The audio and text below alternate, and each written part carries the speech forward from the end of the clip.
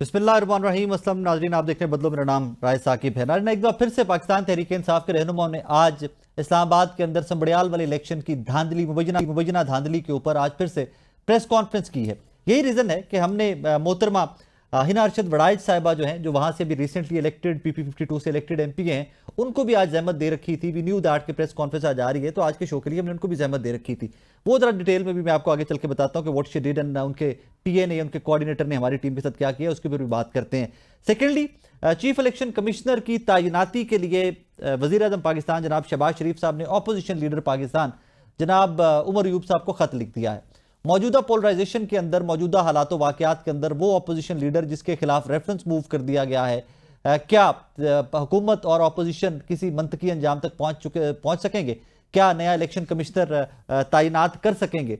और फिर जो रिसेंट जिस किस्म के इलेक्शंस हुए और जितनी पोलराइजेशन उन इलेक्शंस के बाद पाकिस्तान के अंदर हमने देखी है, ये इतना बड़ा डिसीजन है कि जिसके ऊपर इन डेज टू कम पाकिस्तान की डेमोक्रेसी की फिर से बुनियादें रखी जाएंगी। फिर से हमें आइडिया होगा कि इलेक्शन किस तरफ जाते हैं, डेमोक्रेसी किस तरफ जाती है। क्या फिर से धांधली के इल्जामात होंगे या कोई एक ऐसी शख्सियत आएंगी इस सीट के ऊपर, चीफ इलेक्शन कमिश्नर के ओहदे के ऊपर, कि जो इस तरह के इलेक्शन करवा सके कि धांधली की आवाज मिनिमम सुनाई दे। एनीवेज, बिफोर इट के मैं शो की जानिब आऊं, अपने मेहमानों का तारुफ करवा दूं। मेरे साथ हाफिज फरद तबाज साहब हैं पाकिस्तान तहरीक, और समीना पाशा साहबा सीनियर एनालिस्ट हैं, वो ज्वाइन करेंगी, और हिना अरशद वड़ाइच साहिबा उन्होंने ज्वाइन करना था आज के शो के अंदर हमें, सिंस उनके हल्के के ऊपर आज प्रेस कॉन्फ्रेंस हुई थी, तो वो धांधली वाले एलिगेशंस के ऊपर, कुछ और शवाहिद के ऊपर भी रिक्वेस्टेड हर। हमारी कोऑर्डिनेशन टीम ने नाज़रीन 11:30 बजे हिना अरशद वड़ाइच साहिबा से रब्ता किया। 12:56 के ऊपर उनकी दोबारा कॉल बैक आई, कॉन्फर्मेशन की कॉल के जनाब जूम लिंक भेज दीजिए, मैं रिकॉर्डिंग टाइम के ऊपर अवेलेबल होंगी।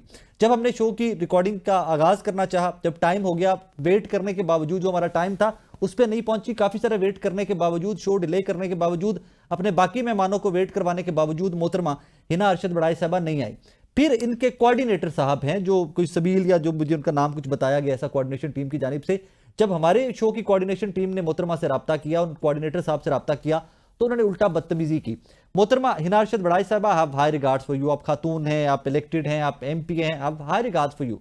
एक चीज भूलिएगा मत, मैं या मेरी कोऑर्डिनेशन टीम, एक तो आपके पेरोल पे नहीं है, नंबर 2 मैं आपके हल्के का वोटर नहीं हूं कि जो आपके हल्के से कोई गली नाली मांगने आया था या ये मांगने आया था कि मेरी बकरी चोरी होगी, मेरी FIR करवा दो SHO कह के। मैं आपसे वो मांगने नहीं आया था।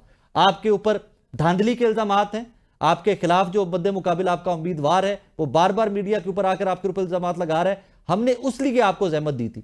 आप कोई फेडरल मिनिस्टर नहीं है, अल्लाह करे कि कल को आप बन जाए। आप कोई फेडरल मिनिस्टर नहीं है कि मुझे आपने कोई पॉलिसी स्टेटमेंट देनी थी। एक सूबाई मेंबर हैं आप, जिसके हल्के के ऊपर रिसेंट इलेक्शन हुआ है और धांधली के इल्जामात हैं। ये टोन, ये बदतमीजी आप लोगों को जेब नहीं देती।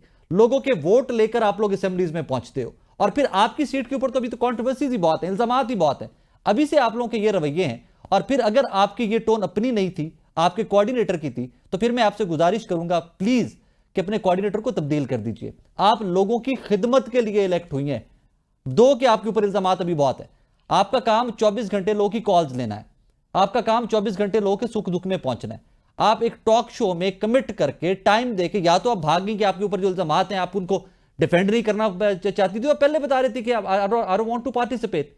आपने पहले कमिट किया है। हमारा एक तरीकाकार होता है, हमने जब गेस्ट एक लॉक कर लिया होता है, जब गेस्ट कमिट कर दिया होता है, तो फिर हमारा शो डिस्टर्ब होता है। मोहतरमा, डिस्टर्बेंस की भी बात नहीं है, चलें छोड़ दें, इग्नोर कर देते हैं, आप कहीं बिजी होंगी, लेकिन बेसिक मैनर्स जो है ना वो आपको जरूर होने चाहिए। आपको और कोऑर्डिनेटर भी राब्ता करेंगे, आपको और न्यूज चैनल्स भी राब्ता करेंगे, आप वहां पर कमिट भी करेंगे, कभी आप पहुंच सकेंगे, कभी कभार आप लेट भी हो जाएंगे, लेकिन बदतमीजी का आपको कोई हक नहीं है।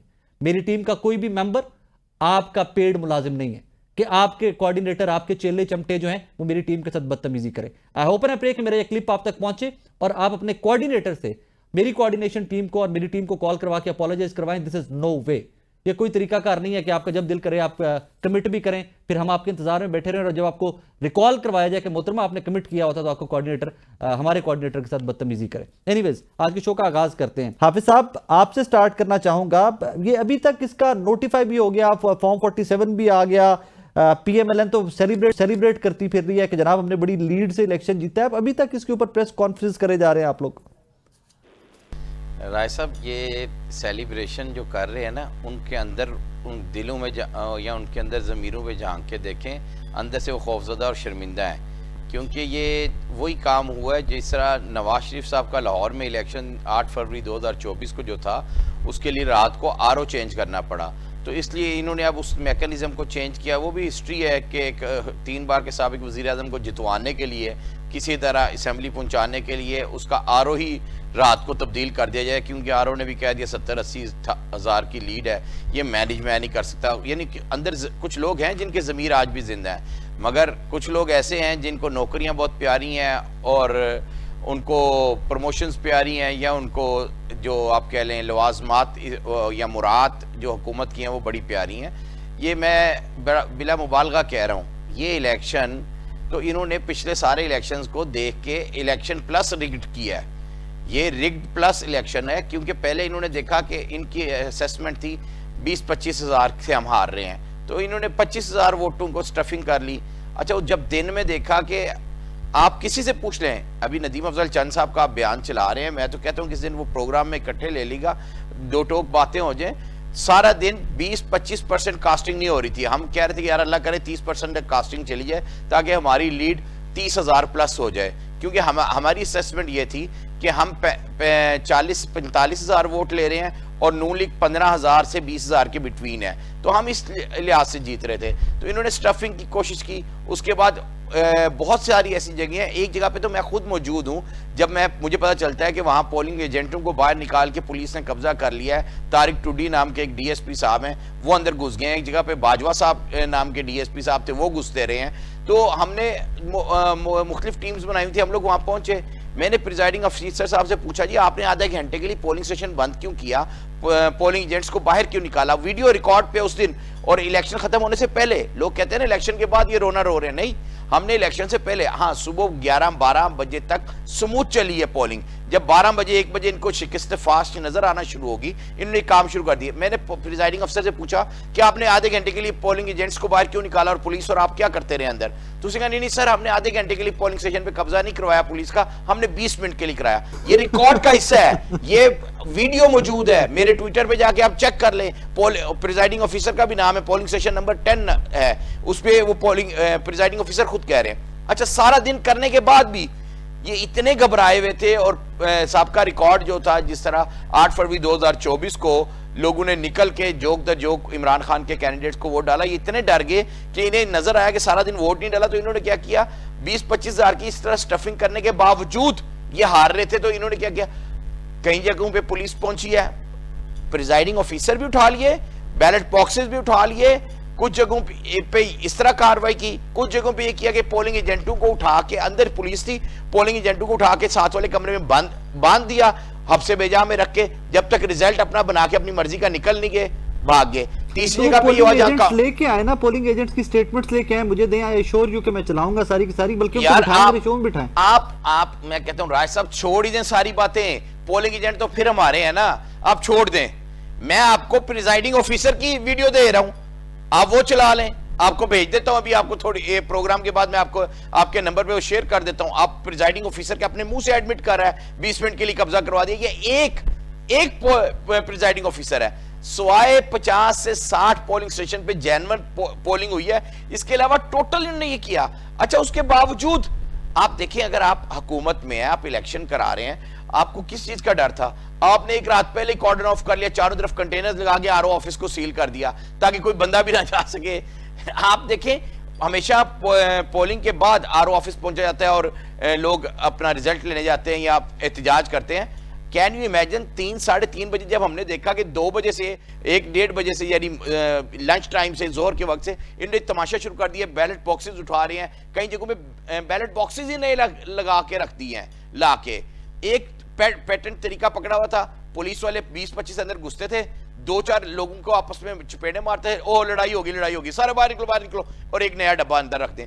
यानी ऐसा इन्होंने किया। मैं कहता हूं इसका नुकसान जमहूरियत को भी है, इसका नुकसान इस मुल्क को भी है। आप इस मुल्क की जमहूरियत को खोखला कर रहे हैं। हाफिज साहब, मुझे जरा इस पे डिटेल में बात करनी है आपसे। मुझे वापस आपको 2018 के बाद के ज़िमनी इलेक्शंस पे भी लेके जाना है। नाजरीन, जिन लोगों को नहीं पता, मैं उनके लिए गोशगुजार कर दूं, हाफिज फरद साहब पाकिस्तान तहरीक इंसाफ में से वो रहनुमाएं कि जिनकी इलेक्शन के ऊपर, हलकों के ऊपर बहुत ज्यादा ग्रिप है। जरा मुझे डिटेल में भी इसको बात करनी है, डिटेल में भी आपसे। हाफिज साहब, जरा समीना पाश साहब कभी इसके ऊपर टेक ले लें।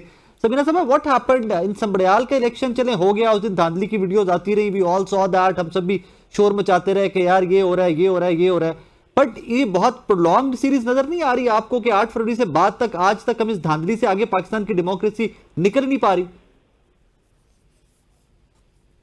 जी शुक्रिया आपका राय साकिब। और बिल्कुल आपकी बात दुरुस्त है कि ये सिर्फ बात 8 फरवरी और संबड़ियाल के इलेक्शन तक नहीं है, ये बात उससे भी पीछे की है। मुझे तो लगता है कि 3 साल हो गए हैं कि पाकिस्तान आगे नहीं बढ़ पा रहा है। ये बात चली जाती है अप्रैल 2022 की, कि जहां पर ऐसा लगता है कि वहां पे आके पाकिस्तान रुक गया और आगे नहीं चल पाया, और जितना उसको धक्का लगा के मुख्तलिफ तरीकों से कोशिश की है चलाने की, उतना ज्यादा हमें नजर आया कि मामलात संगीन भी हुए, गंभीर भी हुए, खराब ही हुए। उसमें कोई इंप्रूवमेंट नजर नहीं आई। उसकी बुनियादी वजह बड़ी साफ है कि जब आइन और कानून से इनहराफ करके हम अपने तरीकों से कुछ भी हेरा फेरियां करके करने की कोशिश करें तो उसकी बेसिस फिर इसी तरह की होती है। तो 3 साल से यही हम देख रहे हैं, और इसी वजह से अभी तक आपको स्टेबिलिटी मुल्क में नजर नहीं आ रही है। जब तक आप आवाम की आवाज नहीं सुनते तो यही चलता है। बाकी ये 8 फरवरी की गूंज, क्या आप आगे जितनी देर भी मर्जी ये पूरा बेशक 5 साल भी कर लें टेन्योर पूरा, लेकिन जो ये इलेक्शन है, क्या उससे ये इलेक्शन लेजिटिमेट कहलाया जाएगा? क्या तारीख में ये लिखा जाएगा कि ये बिल्कुल साफ शफाफ इलेक्शन था और ये जो हुकूमत थी ये एक जायज हुकूमत थी? तो यकीनी तौर पर जो तारीख में लिखा जा रहा है वो पुराना हो जाने से सही नहीं हो जाता, बल्कि मेरा ख्याल है वक्त के साथ और किरदार खुलेंगे, बोलना शुरू करेंगे, तो फिर ये तमाम चीजें और ज्यादा खुल के आया होंगी। वो अपनी कहानियां बताया करेंगे आपको कि जनाब बिल्कुल उस दौर में इस तरह से हो रहा था, इस तरह से हो रहा था। तो ये बहुत अफसोसनाक मरहला है, और ये इससे यकीनी तौर पर पाकिस्तान में जमहूरियत तो वैसे ही, अब जमहूरियत का तो जीन भी मिल नहीं रहा फिलहाल तो हमें, और उसके ऊपर ये तासुर के जिस तरह से जोर जबरदस्ती करके हर चीज को ये कहा जाता है कि जी मान ही लिया जाए, ये अपने आप में एक बड़ी हैरत की बात है। बाकी बात ये हो रही थी कि जी डिफरेंस, आपने भी शुरू में बात की कि डिफरेंस इतना ज्यादा था, यहाँ से यहाँ तक पहुंच गया, इनकी लीड जो थी। तो भाई जिस सारों के लिए ख्वाजा आसिफ साहब की 50,000 की जो एक लीड से रेहाना डार साहिबा जीत रही थी, वो एक मैजिक के साथ उसने अगर रिवर्स करके और उनको उल्टा जितवा दिया ख्वाजा आसिफ साहब को, तो उनके लिए ये 30-35 हजार की लीड को इधर उधर करना कौन सा मुश्किल काम है। तो ये मैजिक्स हमने देखे हैं, कि हमने देखे हैं 2024 में, 8 फरवरी को भी देखे हैं, ये आगे भी चलेंगे। उसकी बुनियादी वजह ये है कि अगर ये मैजिक्स नहीं होंगे तो फिर इनका ये जो बयानियां है, जो हर वक्त हम देखते हैं कि एक कोशिश की जाती है एस्टेब्लिश करने की कि जी मरियम नवाज साहिबा बहुत परफॉर्म कर रही हैं, बड़े अजीब प्रोजेक्ट्स लगा लगा के उन्होंने दूध और शहद की नहरें बहा दी हैं। तो अगर ये रिजेक्ट हो जाता इलेक्शन और ये कहा जाता है कि जी लोगों ने तो पीटीआई को वोट दे दिया, तो फिर उस सारे अमल का क्या होता? इसमें 3 चीजों को इन्हें नुकसान पहुंचता है। पहली ये बात कि ये जो ये कहा जा रहा था कि जी मरियम नवाज साहिबा परफॉर्म कर रही हैं, इस बयानी को धचका लगता। दूसरा जो ये कहा जा रहा था कि अवाम में अब इमरान खान इरेलेवेंट हो गए, जंग के बाद सूरत हाल बदल गई, ये वो, तो इस वाले नैरेटिव को धचका लगता। और तीसरा यकीनी तौर पर जो 8 फरवरी के इंतखाबात में धांधली हुई थी उसके हवाले से एक और एविडेंस मिल जाता। तो इसलिए इन्होंने हर सूरत ही ये अफोर्ड ही नहीं करना था कि इस इलेक्शन को सही मानों में जो भी इसका फ्री एंड फेयर इलेक्शन होता और रिजल्ट आता उसको ये उसी तरह से देते। जरा मुझे कंपैरिजन थोड़ा सा करने दे हाफिज फरज साहब के साथ। हाफिज साहब, हमने देखा कि 2018 के इलेक्शन के बाद बहुत सारे ज़िमनी इलेक्शन पाकिस्तान तहरीक इंसाफ हारती रही है। अब मैं आज बैठकर उसका जब तज्जिया करता हूं तो मुझे 2 एंगल नजर आते हैं। एक तो क्या एक सफ़ा तब इंटैक्ट था जब आप इलेक्शन हारते रहे वो ज़िमनी इलेक्शन, या आप लोग इलेक्शन मैनेज नहीं कर सके, या जो एक महंगाई का बयानिया था दैट टाइम उसका बड़ा किरदार था कि आप लोग काफ़ी सारे ज़िमनी इलेक्शन अपनी ही हुकूमत में हारे भी थे। आपने बिल्कुल ठीक बात की है। मसला ये था कि इमरान खान साहब ने हमेशा फ्री एंड फेयर इलेक्शन की बात की है। इमरान खान ही वो वाहिद कप्तान था जो पाकिस्तान इंडिया के मैच में न्यूट्रल अंपायर्स को लेके आया था। इमरान खान ने अपने ही दौरे हुकूमत में सख्ती से कह दिया, ना किसी पुलिस वाले को, ना पटवार को, ना किसी डिस्ट्रिक्ट एडमिनिस्ट्रेशन को इन्वॉल्व किया जाए और फ्री एंड फेयर इलेक्शन कराए जाए। फ्री एंड फेयर इलेक्शन का हमेशा एज ऑपोजिशन को होता है, क्योंकि लोगों की हमेशा एक्सपेक्टेशन हुकूमतों से होती है और हुकूमतें उसको फुलफिल नहीं कर पाती। तो ये जो हम इलेक्शन आते रहे या जो उसमें, देखिए मैं आज आपको खुल के कहता हूँ, इसमें बहुत भयानक किरदार जनरल बाजवा का था, जो अपनी एक्सटेंशन के बाद से एक नए रूप में सामने आ गए थे और वो एक अगली तीसरी टर्म के लिए आगे से लॉबिंग करते हुए इसमें बहुत पर्दा पूर्तें बड़ी इन्वॉल्व होगी थी। मगर मैं आपको क्लियर कट बता दूं, नंबर 1, ये इलेक्शन अगर स्टैटिस्टिकली देखें, आप भी स्टूडेंट हैं पॉलिटिक्स के, मैं आपको एक सिंपल सी बात बताता हूँ। 2024 में ये इलेक्शन हुआ, 50% कास्टिंग है। इस बार 2000 यानी अब 2025 में होता है, कास्टिंग रेशियो है 45%। जबकि मैं आज को आपको हकीकत बताता हूँ, अभी नजीम उल चंद का मैं बयान सुन रहा था, वो जो प्रेस कॉन्फ्रेंस में कह रहे थे कि बल्कि टीवी टॉक शो में कह रहे थे कि 30% से कम कास्टिंग हुई है। वो बिल्कुल ठीक कह रहे हैं, ये 25 से 30% के दरमियान कास्टिंग हुई थी और ये बढ़ाई गई। अच्छा, अब जो बढ़ा के इन्होंने 45% कास्टिंग शो की, 5% कास्टिंग कम होगी।